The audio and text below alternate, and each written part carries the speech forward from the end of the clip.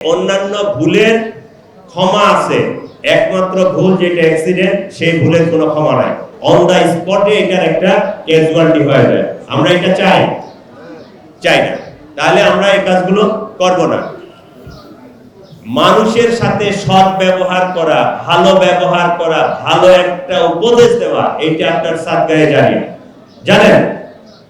তাহলে আমার যারা যাত্রী, ওরা আমার ক্লায়েন্ট, রাইট?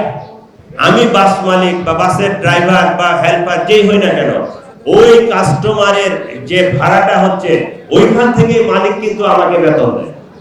মালিক কিন্তু তার ব্যাংকের গচ্ছিত টাকা থেকে আমাকে বেতন দিবে না।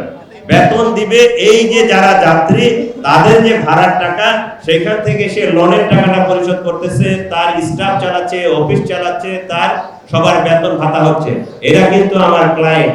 তাই আমি বাসের ড্রাইভার, হেল্পার, কন্ট্রাক্টর বা মালিক যে কেউ হয়, এই ক্লায়েন্টের সাথে আমার খারাপ ব্যবহার করা যাবে?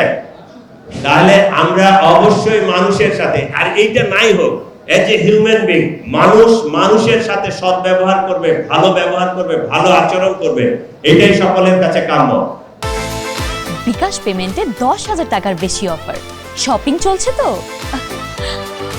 ঠিক আছে, আমরা করব ইনশাআল্লাহ। এই আওয়াজ নাই, দেখছেন? ভালো কথা ভালো লাগে না, করব আমরা ইনশাআল্লাহ। আমরা প্রতিশ্রুতি দিলাম, ইনশাআল্লাহ। আমরা মানুষের সাথে খারাপ আচরণ করব না। ঠিক আছে, মানুষের সাথে ভালো আচরণ করব। অযথা আমরা কারো ব্যাগ পটলা নিয়ে টানাটানি করব না, এই বাসে ওই বাসে টানাটানি করব না, অযথাই মানুষকে আমরা হয়রানি করব না। সর্বশেষ আমি আর বক্তব্য দিতে চাই না। টার্মিনালে আসে বা রাস্তাঘাটে কেউ যেন অযথা হয়রানি না হয়।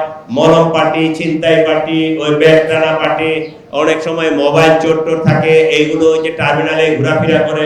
যারা সবসময় এখানে থাকেন, আপনারা চিনেন, জানেন, আপনারা আমাদেরকে হেল্প করবেন, নাম টাম দিবেন, আমাদের সাহায্য নেবেন।